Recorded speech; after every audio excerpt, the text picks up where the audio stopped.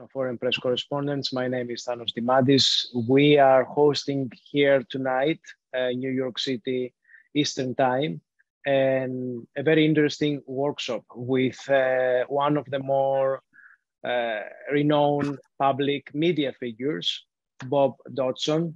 And thank you very much for being with us here tonight. I also have the pleasure to have here with us Janet Hektoen, who is a board member of the Association of Foreign Press Correspondents. And we will moderate this discussion with Bob together. And we are also welcoming all of you to share your questions either on chat or directly on the stage to ask directly what you want to ask Bob and take advantage of this great opportunity to have a direct contact with him. Janet, I would like to give the stage to you for an official introduction of Bob, and then take it from there. Okay, Bob, we're delighted to have you with us today. You are one of the most honored storytellers of our time. You've earned 120 awards internationally, including a record 6 Edward R. Murrow Awards for Best Network News Writing, 12 for reporting, as well as 10 national Emmys, top honors from the Kennedy Center, DuPont Columbia, and William Allen White Foundation for Journalistic Excellence. Your long-running series, The American Story with Bob Dotson, was a regular feature on NBC's Today Show for 40 years. You're a New York Times bestselling author, and you write a daily blog, which the Society of Professional Journalists cited as the best in new media. Your books will help these journalists immensely. And my favorite book, Make It Memorable, Writing and Packaging Visual News with Style, is something every journalist should have in their library. It's studied on campuses and a newsroom across the world for over 2 decades. You're professor of master storytelling at Syracuse University, and you also teach the next generation of visual storytellers by conducting workshops all over the world, just like this one that you're going to conduct for us today. So Bob, thank you so much for being with us, and take it away. Well, thank you for that introduction. I wish you could have told my great-grandmother, who, when I was a young reporter, I called her and I said, did you finally get to see what I do for a living? I'd gotten a job on national television, right? She lived in a little town in Kansas called Hiawatha. Great name, right? And so I said, well, Grandma, what'd you think? And she said, nothing. And then she said, you ought to learn a trade. And I said, a trade? Yeah, they're not going to keep paying you for 1:30 every week. That's something you'll starve to death. And for years, it was our running joke. She lived to be 96. I'd call her every 2 weeks and I'd say, Grandma, I got another paycheck. Fooled him again, did you? But at any rate, I'm certainly glad that you guys invited me to come tonight, because I think the most underreported segment of our world is us. I mean, certainly we all go to like press conferences and stuff, right?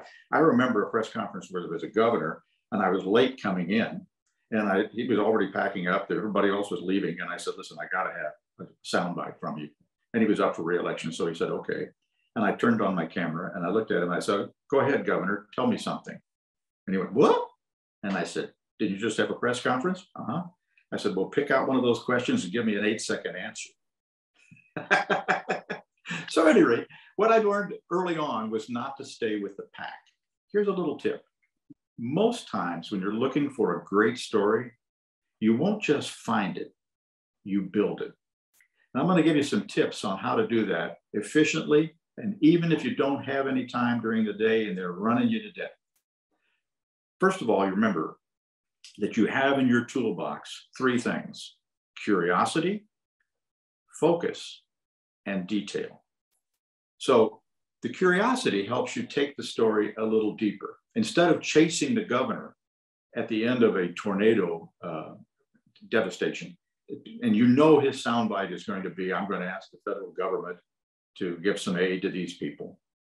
How about following the guy with the bib overalls who actually lives there? And the reason you picked him, because he was a strong central character. He was loquacious, he was fun to talk to, and he was affected by the tornado. Now, you can still take a shot or two of the press corps racing after the people in government and maybe get the soundbite to drop into your story. But we followed a guy one day, and so the cameraman I was working with, who was a great guy, he said, listen, I've already put a wireless microphone, which is very important. That's one of the details. You want to have sound, because sound is as important as picture if you get a chance to do that. So we put a wireless microphone on this fella, and he kept looking over his shoulder at us and giving us one-liners. And the cameraman, I was young, he said, now don't start with that. Pick out one of the sound as he's going along so the audience will fall in love with it. And I said, well, what's he looking for? And you talked to him earlier when you put the mic. He says, I didn't ask him what he was looking for because I want him to find it and us to find it at the same time. And I said, why is that? And he says, because it's the way you tell a story. It's like a joke. You have to have a setup and then you find out what it is and we'll all be excited. So he got to know this fella so well because he kept turning over and looking at the camera that when he found what he was looking for, he reached down to this pile of rubble and he brought up a hunk of pink goo and he put it right next to his mouth. And he looked in the lens and said, well, that tornado got my false teeth, but it didn't get me. And Daryl said, now don't start with that soundbite. I said, why not? It's funny. And besides, we only got like 28, 30 seconds to do it. And he said, because they don't know him yet. All good stories have a setup and then the punchline, but you know what you're building to.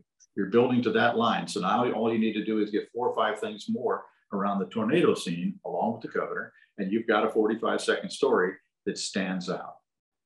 And when we put that on the air, that had more response at that time than any other story I had ever done. So you start with curiosity. Instead of getting to a location for a story and shooting it, looking and shooting, you stop and listen.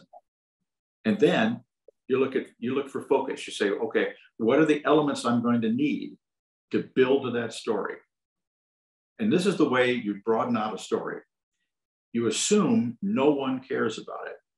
Now your news director cares about it. They assigned you to go there. You care about it. But if you assume no one cares, then you'll start to look for the details that will help you tell that story in such a way that you create a larger audience. So you notice that there was no interview with the mayor. There were none of the traditional people that you would talk to about why this town was successful. We wove it through a strong central character, this family and its story about how the cancer had affected them and how the town itself had saved the folks who were suffering and at the same time saved their town. There's all kinds of messages in there. Let me give you a little idea of how you can become much more efficient in how you do a story. Do you ever notice that everybody always asks a question in 3 parts? They ask the question, and then they give you the answer that they think that they would like to know. And then they repeat their answer. And if you don't jump in right there with another question immediately, they get a little nervous. They want to fill the silence and they go, well, dummy, that's why I killed my wife. Well, you went out there to just do a story in a small town and suddenly you've got a story about a murderer. The point is, you remember that people speak in 3s. They give you the answer they think you've asked for. They explain their answer. And if you pause just a little bit, they'll fill the silence with something that you don't know them well enough to ask. And either it becomes a great quote or a soundbite for you, or it helps you do the story a little differently. Now, there's a variation of that too, and that is learning how to do the question that isn't a question. This is really important because most people who are not professional television types, like a governor or a mayor or a celebrity or a sports figure, who know how to give you a quick 10 seconds, get very nervous when you come wandering in and ask a bunch of questions directly. I learned this from a fellow who we were out in West Texas and the Shah of Iran's son was out there learning how to be a pilot with the United States Air Force. And then the Shah of Iran was dying. So everybody needed a quote to say, well, what do you think about your dad dying? We all lined up in front of a house where we thought he lived. And we were there for about an hour or so. We didn't see him. So the least important people on location, the reporters, went into town to get some breakfast to bring back to the people who had the cameras lined up.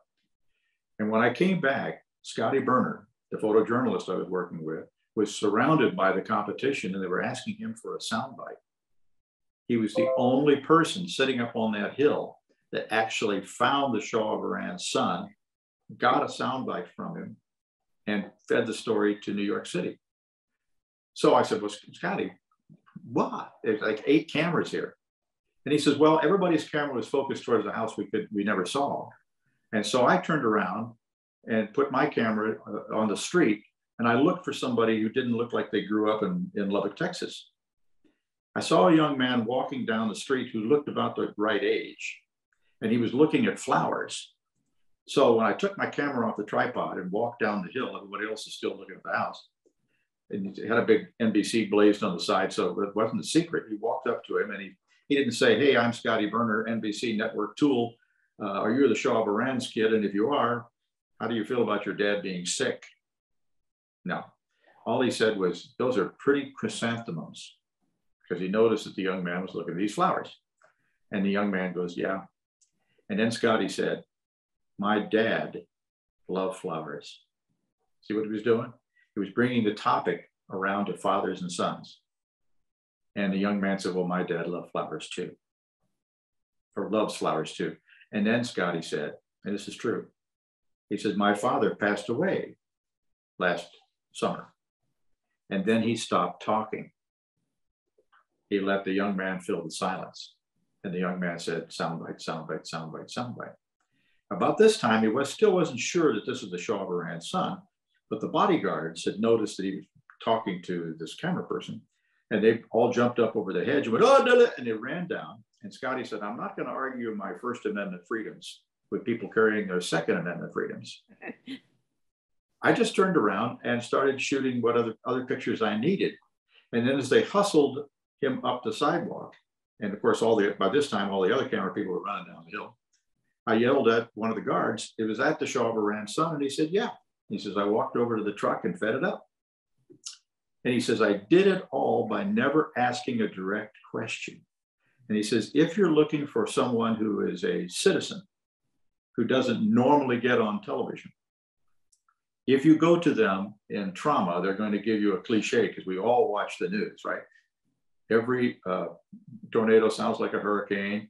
Never expected this man who was next door to us would be a serial killer. I mean, all this cliche stuff. And what Scotty taught me was that if you use the rule of threes, let them fill the silence and don't ask a lot of questions, but just guide the conversation, you'll end up getting a deeper understanding of the story. So people say, well, where do you find stories? And I said, well, the next time you're on an airplane and you're stuck in the center seat, you notice that the people around you, if you give them half a bit of attention, they tell you their life story. Well, if you're using that rule of threes and the question that's not a question, you could then guide them into the most interesting part of the story, and then they'll go deeper and deeper. I learned all this, not just from Scotty, but also from all my brothers and sister-in-laws, who, by the way, are all in police forces around the country, or alcohol, tobacco, and firearms. One of them was FBI, that sort of thing. And they pointed out when I was a young reporter, did you notice that if you watch a cop show, a detective show, and they all go in to grill somebody, whoever speaks in that room first loses, because people will start to tell you things that they didn't know you didn't know. And sometimes that's much more fascinating. And so this next story I want to show you, this is the one called Pop Stream, and I'm sorry to got you confused on the first one. If once you understand what your story is and you found a strong central character to tell the story, then you got to ask yourself, okay, what graphics will I need? What pictures will I need? What close-ups will I need? What audio will I need? You know, none of this stuff has really changed since the first people went down into a valley and watched a dinosaur get hit over the head, and they came back and started painting pictures in caves. One cave was full, the other one wasn't full, because the person in the first cave was thinking about the details he needed in order to tell this story well.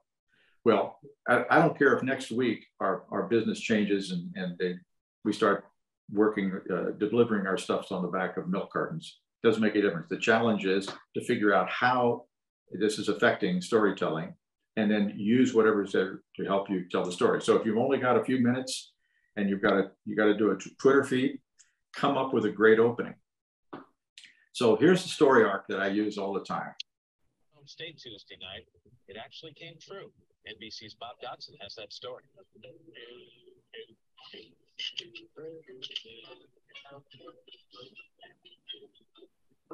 Kirchner likes to conduct music with his eyes closed so he can see his dream. He wants to join John Williams and Arthur Fiedler and Keith Lockhart, the select few who have conducted the Boston Pops. What do you and Keith Lockhart have in common? Both young and handsome. And he's more confident than I am. Never mind that Braden is just 18. To prepare for a career in conducting, he's learning to play every instrument in the orchestra. 12 so far. If I gave you orders and I didn't play your instrument, you wouldn't take that order as seriously. No, 1, 2, 3, 1. Okay. The friends Braden tutors in Goose Creek, South Carolina, know he's serious. Good, but when you do it, don't go. While they hung out last summer, doing what teenagers do, he worked 11 jobs. I have it planned out. See?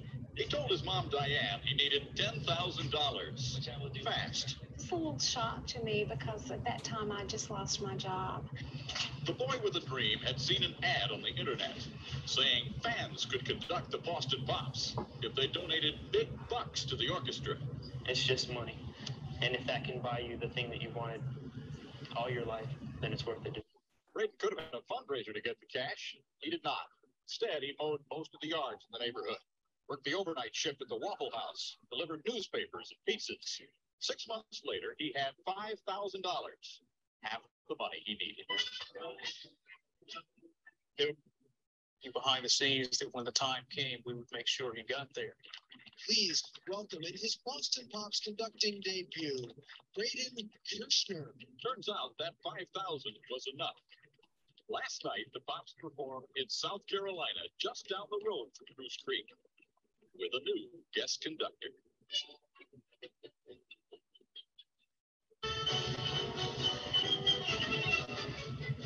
Standing on that stage, Braden tallied up what his dream had cost. All the hundreds of yards I mowed and the hundreds of cars I washed and all the late night jobs. Is the bill a bargain? I could buy a new car, but it would rust and break down in 20 years. And then this is something that I'll always have with me.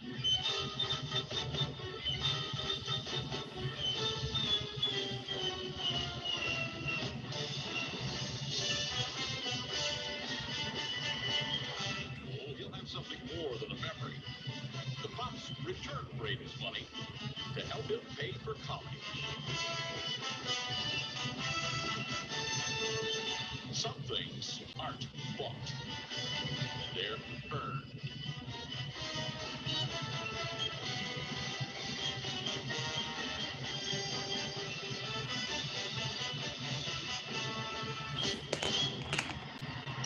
My heart jumped out of my chest. It was the coolest thing I've ever experienced. For today, Bob Dotson, NBC News, Goose Creek, South Carolina.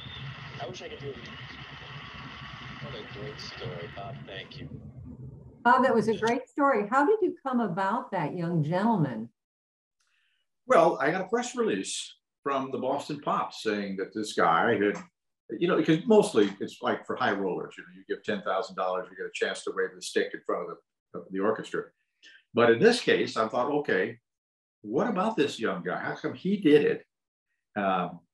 Well, what I found out was that he was really into orchestral stuff, still is. And in fact, there's a follow-up story to it, which I'll tell you in just a second, that he learned all the various instruments in the orchestra. So I thought, this is much bigger than a story about a kid who's now going to conduct. So that's what I did. I said, okay, why don't we take a look at this and see if we can go deeper? But we shot this in 3 hours. We raced down there to Goose Creek, which is not too far from where the performance was going to be, then shot the performance overnight. Now, here's the thing about it. We were talking about curiosity. That's how you got into it. Focus, assume nobody cares and figure out what is really going on here. And then the detail. Did you notice all those close-up cut shots of people performing? Well, the conductor told me, he said, of course, these fellas and women can perform Stars and Stripes forever. They do. That's their signature song. But if they feel like the guest conductor actually knows what he or she is doing, they'll follow that person And you'll be able to read it on their face that, my gosh, I'm doing this. So of course, we have one camera and 3 hours to shoot this whole thing. So we know that we're going to be focused on Braden's face. So how did we get the rest of the stuff? This is where the detail comes in. We asked them, you're going to do a rehearsal? Yeah. At what point do you rehearse the Stars and Stripes? Well, we don't do that. Okay, what other piece of music do you perform has the same tempo? And then we went up on stage, because we could wander around a rehearsal, and shot all the extreme close-ups so that the editor would have the cuts to make that come alive. Now, we've also got a problem because the flag's going to come down, which is like, that's the big thing. So I went up to the local station there and I said, listen, I will trade all the video we shoot if you will stand in the back at 2 minutes and 38 seconds into that piece of music and get that shot. Okay, that's great. So now we've got 2 cameras. So that's the point. You make a quarter look like $1 every time you go out. And you find that strong central character that the audience can relate to, because we've all been like that. So guess what happened to Braden? If it had been any other person, they would have been on America's Got Talent. They would have their own orchestra by now. Right. He joined the Marines after 9/11 and went and fought in Afghanistan. Didn't die, came home, got a job in the inner city in Charleston, South Carolina at a high school, spent the first summer getting a commercial bus driver's license so he could drive through the neighborhood and pick up the kids to be in the band practice. Wow. That's and that's what he's been doing ever since. Been working to enlighten kids. So anyway, so we did a follow-up story and all that kind of stuff. And that's the trick about it. You see, now for a little bit of effort, then you could go back because the audience is already interested in these folks, because you've gotten people to guide them down the story that are like them. And they're interested, like a good book or a good magazine or whatever. And so that's what we did. So here's a clue on how to quickly turn a topic into a tale. So we got this topic. This kid's going to be conducting the Boston Pops, just like every other rich person in the world gets to conduct something if they give enough money. So you ask yourself, what will be the point of my story? Not what the story is about. That take care of itself. But what's the point? And so you try to take to yourself only in 3 words the point of the story. So I remember I was telling you about the guy that found the pink hunk of goo. Well, the point of that story is tornado took teeth. Once I realized that's the point that I'm going to go to, in other words, the punchline, then I realized what details am I going to need to get to that point.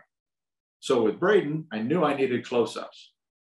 And with Braden, I knew I needed a little bit of something of him teaching another child, because that's what he did. That's how we raised money. Now, some things I didn't have pictures for. I didn't have him mowing lawns. This was before everybody had a cell phone and things like that. So I said, okay, I'll put that my on-camera stuff. I'll just fill in a little bit of the history.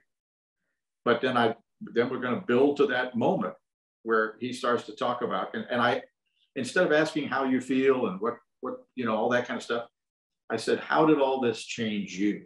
Mm-hmm. And that's where you got that great soundbite where he said, I could buy a car, but it would rust in 10 years. My $5,000 and et cetera, et cetera. So you have some insight into this young man's motivation. And that makes your story go deeper and deeper. So this is how you construct a story. Your teachers will tell you who, what, when, where, and why, right? Mm-hmm.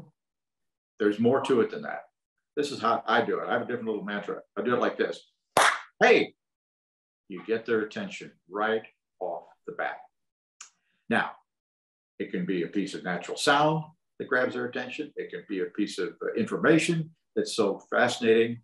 It could be an opening line that works, whatever. But it's like a great detective novel. Somebody's got to be dead on the ground within the first 15 minutes or 15 seconds, or nobody's going to stick with the show. Mm-hmm. So, hey, the second part of it is you.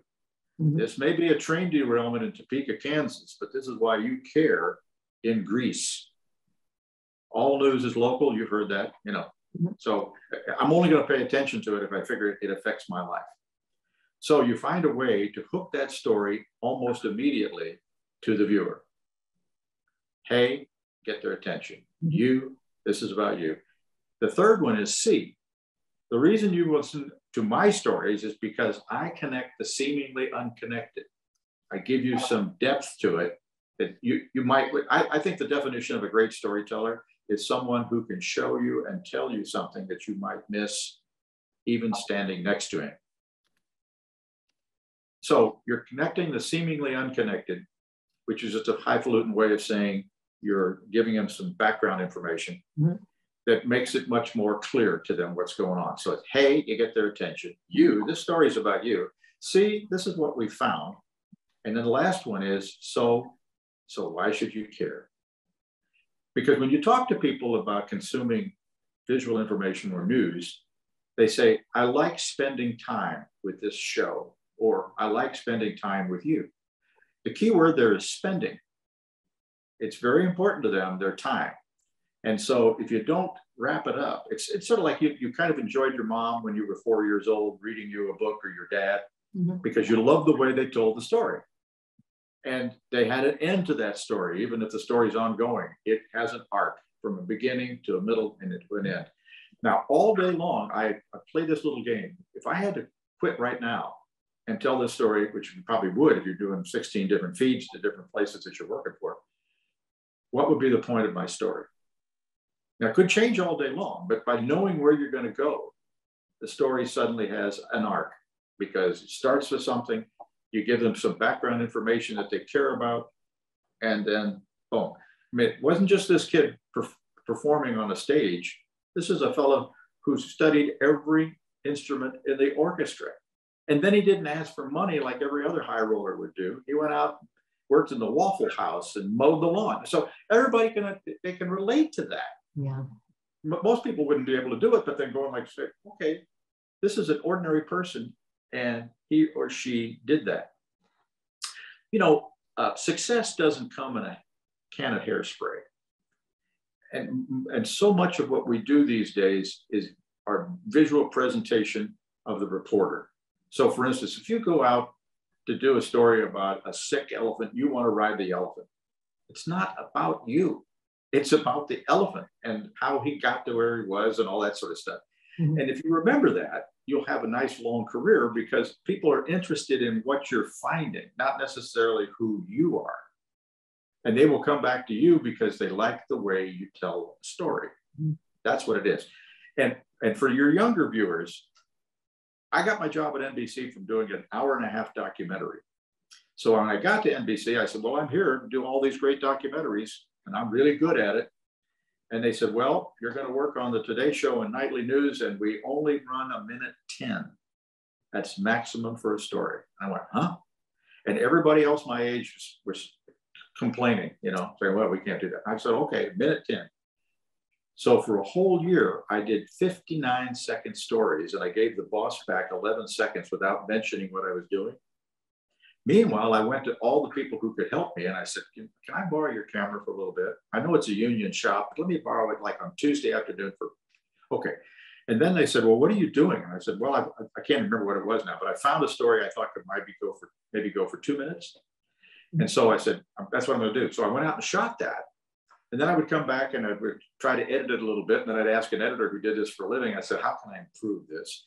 And now everybody was kind of behind me. And eventually, after a year, I had that story on a video cassette in my back pocket.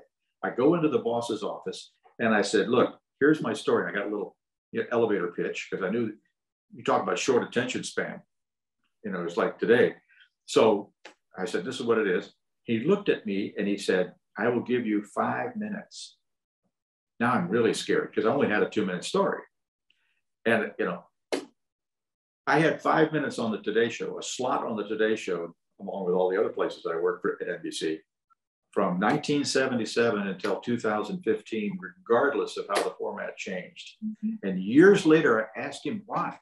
And he said, if you could do a story in 59 seconds, and it had a beginning, a middle, and an ending, and it grabbed me, and it had an interesting person, and it had a tear coming down a cheek instead of a soundbite, if I gave you 5 minutes, it wouldn't be for you to show up longer on camera, but you would build it like a book with chapters and cliffhangers and stories. And that's how I had a long career. So sometimes doing just the opposite of what your instinct is, like, wait a minute, don't you understand? I got this job, I'm cool. Well, I couldn't change it. I was in my 20s. But what I could do, if I wanted to have some fun to do what I wanted to do, the kind of stories that I wanted to do, I had to show the people who signed paychecks that it was worth the money for them to let me do it. And sometimes it's by doing just the opposite to show the technique of how you get it done. And even in breaking news, it's exactly the same. You've got to have a beginning, middle, and ending. And another thing that will help you become more efficient, all day long in a breaking news situation, look for the close. If you know where the close is, you know how to build to it quickly. Now, it could change all day long because you went over here to do a plane crashing and then you found out that it was more than that. So you can change it. But again, you look for the close. And here's a very efficient way to be able to write an opening line. I always write the middle of my story first because it's the easiest part. That's the hey, you see. Because what you go back through your phone and here's your little notes and you're thinking about it and you're saying, okay, how do I connect this so that it makes sense to people? That's the easiest part. You're just dealing with facts and stuff like that. But in the meantime, because you've used that rule of three and filled the silence and the question is not a question, you probably have two great quotes or sound bites, but you only got a minute 10. So the one goes into your story, right? What do you do with the other sound bite that gave you a lump in the throat? Because most sound bites, if you're going to use them at all, have to connect the audience emotionally. So what I do is I take the second sound bite, I paraphrase the information, I put it into my voice, and I use it as my opening line. So instead of sitting around going, oh, I'm wondering how the opening line should be, and then you're wasting time because if you dive into the middle of the story and now you're going back over all the information and also you're going over whatever sound bites might have worked. And because now you've limited yourself to 2 or 3 strong central characters, depending on whether you've got a minute 10 or 2 minutes, you're much more efficient because you're gathering information just for that. I see there's a woman there that may have a question. Do you have a question? Does anybody have a question for me, or otherwise I'll just keep If anybody has a question, just raise your hand, or you can submit your question on the chat. One of the very, go ahead. Oh, no. I have one question. In your book, you mentioned this great story, which I would love for you to relate to the journalist, about the Ruby Bridges interview that you did, because it talked about the sound effects, the visual effects, everything you had to do to get that story of Ruby Bridges when she was, quite elderly. You got this great interview with her and how she felt as a child going into school.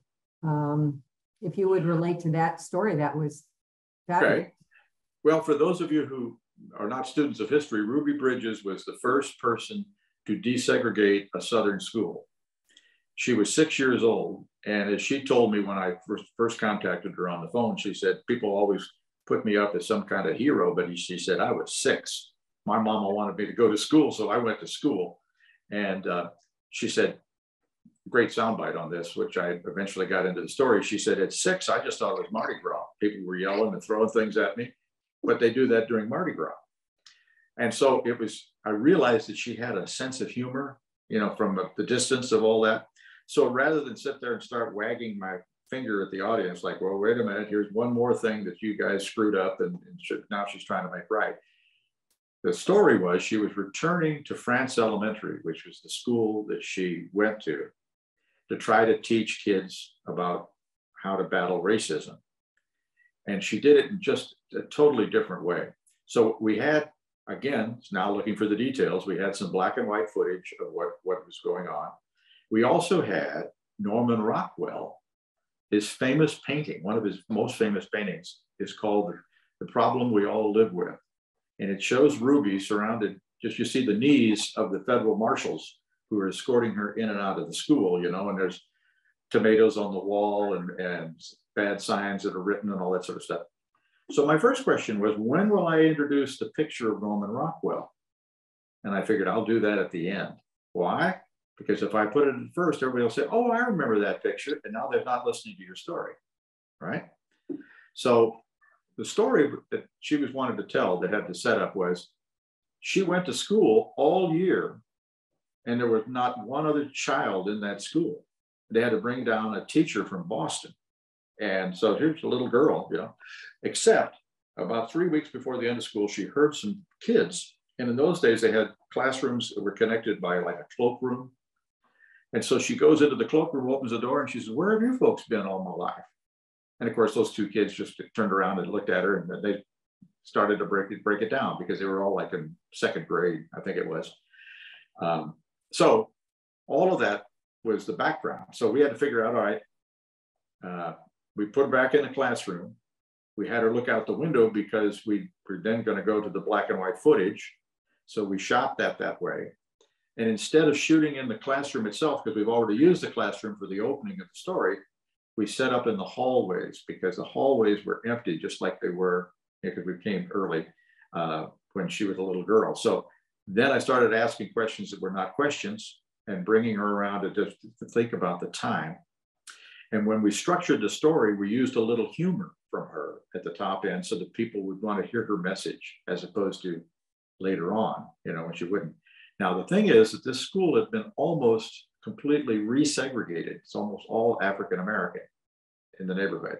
Meantime, which I then put into my live on my on-camera stuff, her brother had been killed in a drive-by in that neighborhood. Her mom lost her job. Her dad lost her job. They had to move out of town, all that kind of stuff. I had no picture for that, but I did have the background information. So when she starts to show up, I noticed that there was a crossing guard that held up a big stop sign with a whistle each time when the kids would go across the street. So the camera person, I said, listen, we ought to get some shots of this extreme close-up. So now we told the backstory, and then we had a whistle and a stop sign, and here came Ruby with two little kids going up the stairs for the opening of school. So we were able to do that. And then at the end, she's got this little book that somebody, like a children's book that somebody had written about her. And there she shows, she says, this is me when I was 6, etc. And she's surrounded by all these little black children at the table. And she said, you know, skin color shouldn't be the most important thing in friendship. And this one little boy who was a little darker than the other little boy said, oh, I like William. And he doesn't look like me, but I like him, you know. So I thought, God, this is brilliant. Instead of having black kids looking at white kids saying, you shouldn't be doing this, there were two little black kids in this really great moment who said, I like William, and then they're almost hugging each other while they're listening to her. And I said, you know, that prompted the closing thought, which I had thought about from the very beginning. What is the point of my story? That she was here to try to keep hearts and minds open, not to scold them, but to keep racism from settling in. Mm-hmm. And by pointing out that you already had friends in that. But again, all of these were the details and storylines and pieces of sound. It wouldn't have been the same without the whistle, you know, and the stop sign coming up, and a wide shot wouldn't have worked. And so the curiosity and the details go and the focus go right, you know. So I asked early on, when is she coming to school with the kids? So we know where the camera should be. So we're not behind her saying, oh my gosh, we're in the wrong position. How long does the crossing guard work? So obviously we're not shooting the crossing guard when she's going there. We're shooting it earlier, on and on and on. And so it's much more efficient to get the building blocks you need. And I always think of doing a story as if I were an architect. What comes first? What comes second? What comes third? And do I have the building blocks? And it makes it so much more efficient. Hey, you get their attention. This is about you. This is every little 6-year-old who went to school and was scared to death on opening day. And yet there's more to this story. What? Hey, you see, this is how I connect the dots. Can you imagine going to school for an entire year with nobody there except for a teacher who speaks in a language, you know, from Boston? And then going home, and then mom and dad, you know, who've made this decision, and they're now, you know, in the crosshairs of all kinds of stuff, on and on and on. And then when But taking that soundbite early on where she says, I thought I was going to Mardi Gras. Boom, everybody's with her, right? She's not going, I'm here because, my God, we still have the same problems 30 years on. I mean, it's not that you don't use that, but if you've heard it 1,000 times, what does it add to your story? Mm-hmm. And it's, again, the same thing like with the, which I don't know if you actually saw it or tuned out because we didn't hear the audio on it, but it was this town that was one of the few towns in the whole area of Montana that didn't go under. And my question was, why? Now, I was sent out there to do, oh my God, small towns across America are disappearing, and these are the reasons why. My question was, why did this town survive? And I'm not talking about nuts and bolts. I'm talking about how people relate to other people in order to achieve something that might be a blueprint for all of us. So if you have a story that's longer than 45 seconds, you are absolutely honor bound to put a blueprint in that story about how to solve something. It makes sense because I never did a feature story. I mean, you probably watch this stuff. Oh, Bob is an old feature guy. No, I never did a feature story. I did investigative reporting on seemingly ordinary people. And because of that, I got a story that people could relate to. For instance, I'm down in Mississippi. Some guy says, you ought to go out and see Jim. He is restoring a car that's exactly your age. He's really good with his hands. So I've had coffee. I go out to see him. I used all those tools we've been talking about, the non-question, whatever. I find out that Jim comes out of the Army. He gets a job as a truck driver. He gets to Detroit. The company he works for bellies up. So he gets a job at the University of Michigan Medical School, cleaning medical tools. And he's watching these young surgeons and he's thinking, you know, they're practicing on rats and their scalpels are too big. So he takes home all of their medical books, reads them, goes in his garage, and he's one of the first people in the world to create microsurgery tools.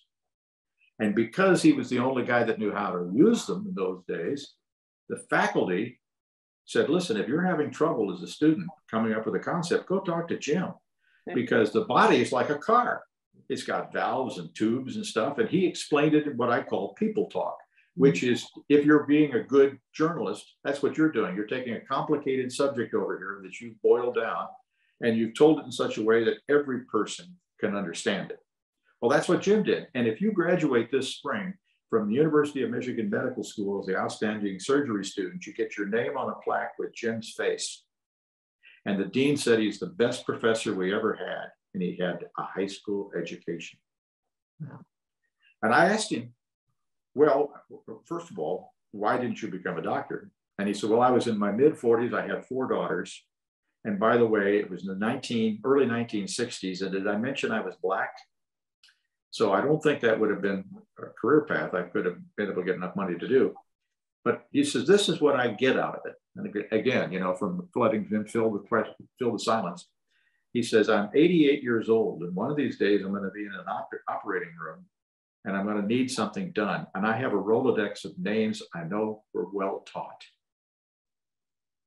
Well, you see what I mean? I started out to just do a story about a guy who's good with his hands and might be a good feature story. But in the meantime, it gets so much deeper and you see how he's affected our culture, our community. You know, our media has a mirror that reflects celebrity and power. And mostly that's what we do. Unless somebody loses their house or their dog falls down in a well, we don't talk to seemingly ordinary people. But standing in the shadows behind them, that media mirror, are interesting people like Jim Sudduth, who really have affected our lives worldwide. Doesn't make a difference where they are, it's worldwide. And if you make it a habit of finding those kinds of folks, you'll probably, A, not fall asleep during your 40 years career, and B, you will have interesting days because you'll be around some of the most fascinating people that walk this planet. Anybody else got a question? I know we're running out of time. We've got like 10 minutes or 5 minutes, something like that. Yes, let's give the stage to Elena Lenza, who raised her hand, and then we go to Madalena Maltese. Elena is from Portugal, Madalena is from Italy, Correspondents. And we do have 10 more minutes. So Elena, the stage is yours.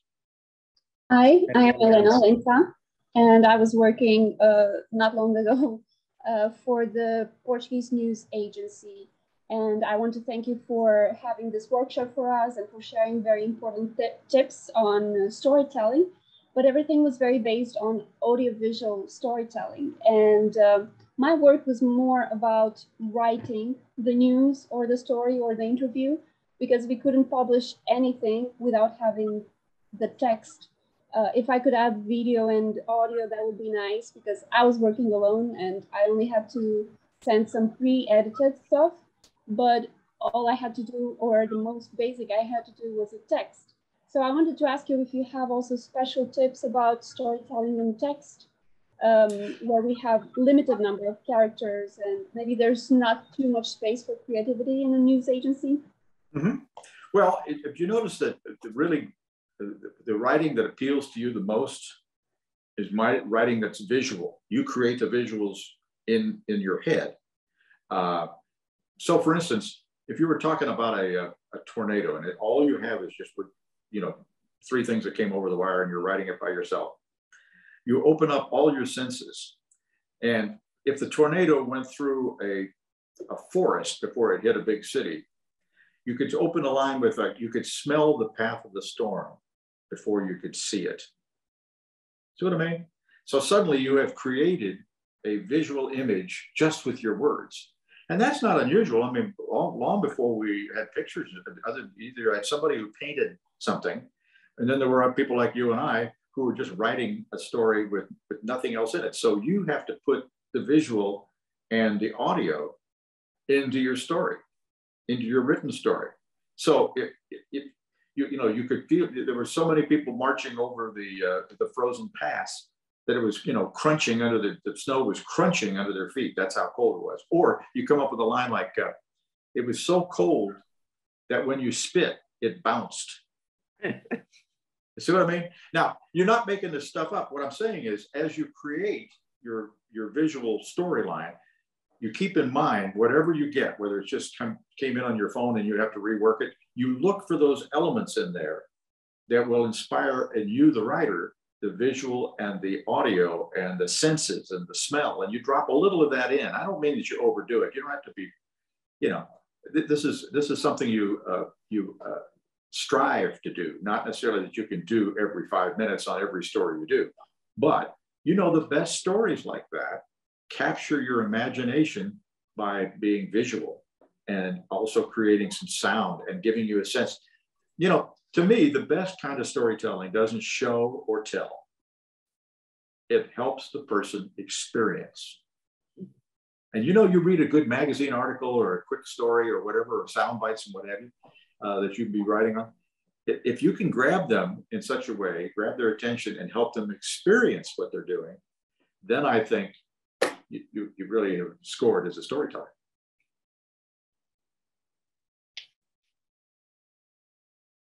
Nancy, Madalena. Can you hear me? Yes. Okay. Nancy, let's go to Madalena first and then we go to you. Sure. Yes. So thank you, Bob. Thank you so much for your stories, tips, and everything that you share with us. But do you remember a story that was difficult to tell or to shoot? How did you overcome the challenges of that story?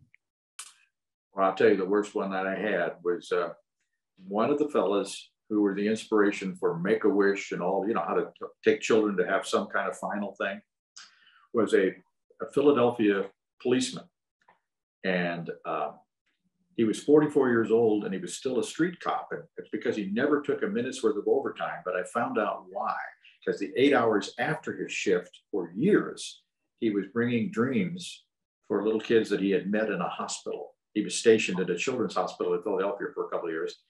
And so he would go to a doctor and he'd say, Jennifer here has never had a snowball fight. Can I take her out and have a snowball fight? But they were all dying, right? So the first child who ever went to Disney World went on Bill Sample's nickel. And Bill didn't go with her because that's not his thing. He was going to help people, but he wanted to make sure that it was real mom and pop. I mean, just in his neighborhood, they got enough money together to send not only Chrissy, the little girl who was 4, but her mom and dad and brother and sister. So they'd all have some memory of Chrissy, you know, before. And Chrissy wanted to meet Minnie Mouse, right? So difficult to write, because how do you know that she's going to watch this, and how you can say that, you know, he does this for children who are terminally ill, you know? So I had to use all kinds of euphemisms that adults would get, but kids did not. Now, how did we shoot it so that it worked? Well, we put a wireless microphone in her purse, little girl's purse.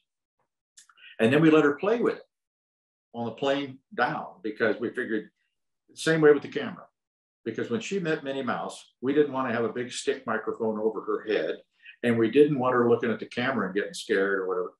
So she knew everybody that was, you know, on the crew. We did it. Okay. So when we got back where she met Minnie Mouse, and you know, those people never, or the characters never say anything. They just open their hands and everybody gets hugged. Well, her purse gets stuck between her heart and Minnie Mouse. And the editor cranked up the audio and said, listen to this. Now I don't have to say, how did you feel? No, I could just be quiet and the moment plays, right?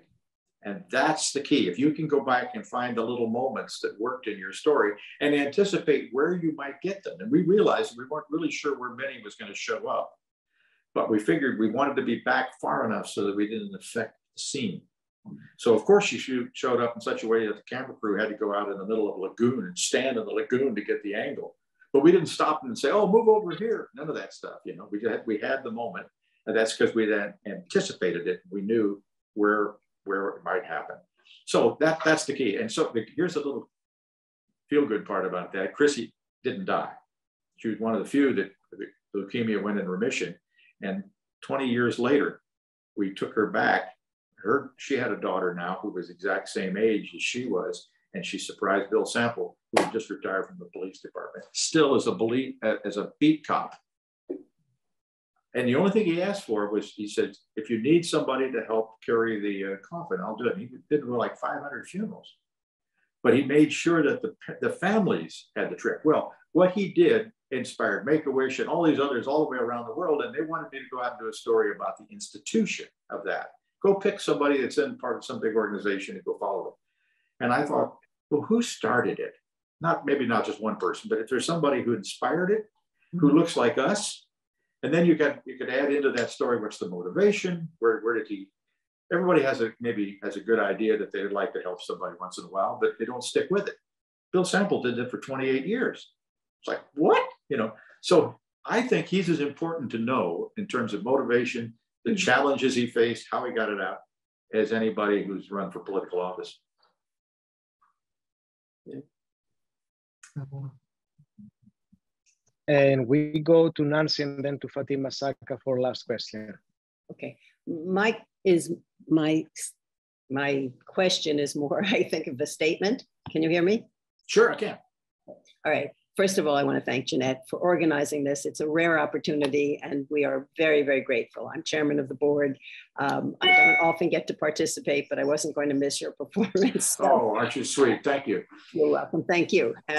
I think it's interesting where you're talking about taking yourself out of the story, because in fact, you personalize it, but you personalize it without having to be the leading character. And you mentioned architecture, but I'm going to suggest that maybe if you look at Persian miniatures, you'll find that in a Persian miniature, there's always a little witness that you can only see hiding behind a tree.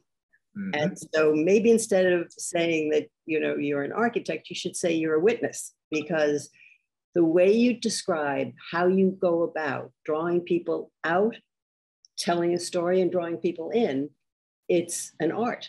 So I want to applaud and thank you very much. Well, thank you for that. And I think here's the hopeful thing about that is it's a craft as well as an art, and you can learn the craft of how to do that, just as I was mentioning in the talk today, and then just keep polishing it and you get better. You know, everybody else runs up and they go like, oh my gosh, this is brand new. Somebody's plane fell down, or I got to go cover this politics and I don't have time. And they're always thinking about the stuff they don't have. But it's like learning how to do judo moves, you know, you just kind of get better at it. And then because of that, occasionally you might have a success that you're going to go to bed at night and say, well, that worked pretty good. Now, how come it worked? And maybe I'll try the same thing tomorrow. You know, I look at it as looking for small victories.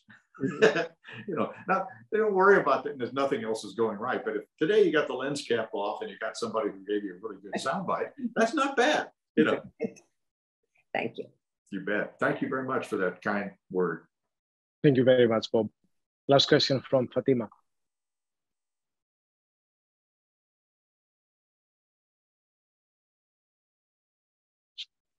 Fatima, do you hear us? Yeah.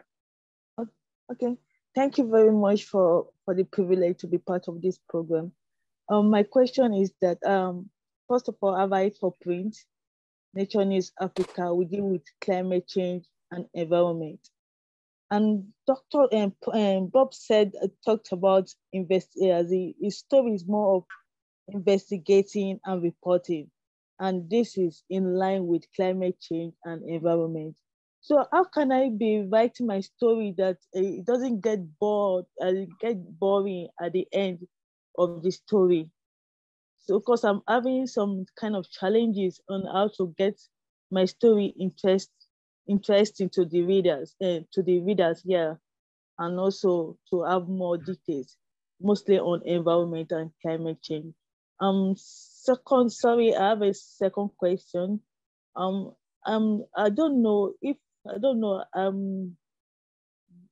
wanted to ask if there is a line open for scholarship so that I can further my education on journalism. Thank you. Well, you know, we all sometimes get assignments that have to deal with a very complex, hard to understand story. And I think that if you stop back, you know, for instance, say you're talking to an engineer and they're talking about how to redo the sewer system. I'm just using this as an example. And of course, he's talking engineer speak, and it's really complicated, but it's important. And they've made some kind of change, which your readers need to know about. Well, instead of dwelling on what the engineer says in his own or her own words, what you do as a storyteller is you put that into simple terms, people talk that folks can understand, and then you reflect it off of somebody who will be affected by that. So, for instance, in the sewer analogy, if you go to the neighborhood and you've explained in as well as you can what might happen, and you find a woman who says, "Well, it's not going to stink in my backyard anymore." Boom. That's your soundbite, because her name is Mary. She lives here. She's the result of what all this is, you know, affecting. And she looks like people who might be reading your story. So I call it the mirror effect. You try to find somebody, some strong central character who will be affected by that. And by the way, on climate change, for every story we say, well, it's getting worse, it's getting worse, it's getting worse. We kind of get that. Or if we don't get it, we're already blind to it and they're not listening to you. But if you can take it that next step and say, okay, what seems to be working? And in a small way, you just take off a little piece of that at some time when you're doing your story. You put a little hope at the end of the story, because they're trying to do this and this, and they found that this in itself might work. And if we do more of that, it might work on a grander scale, but at least we're thinking about it. And I think that becomes very important. So, and in closing, what I want to say is, don't worry about all the challenges that you have ahead of you, and you don't have enough time, and it's too complicated, and you don't have the same situation that Bob had 40 years ago, et cetera. I found that the best way through all of this is to play a bad hand well, over and over and over again. The people who sign your paychecks make it so tough for you to do what you want to do. You don't have enough time. It's too complicated. You don't have any of the things that Bob's talking about. But if you learn to move beyond that and figure out, okay, I'm going to get a bad hand every morning, but everybody else has got the bad hand. So you don't have to be that great. You just have to be a little bit better than the person sitting next to you. And that's because you're doing some of the things we talked about today. You're finding that strong central character. You're going beyond the cliche. You're putting it into people talk.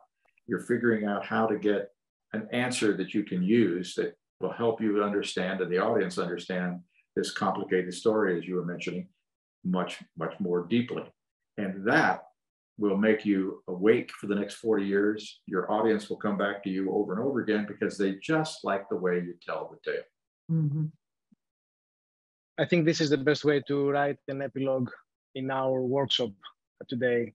And we want to thank you very much, Bob, for your time, for your insightful approach and presentation, and for sharing all these great tips for foreign correspondents to become better journalists and more effective in our rapidly changing media environment.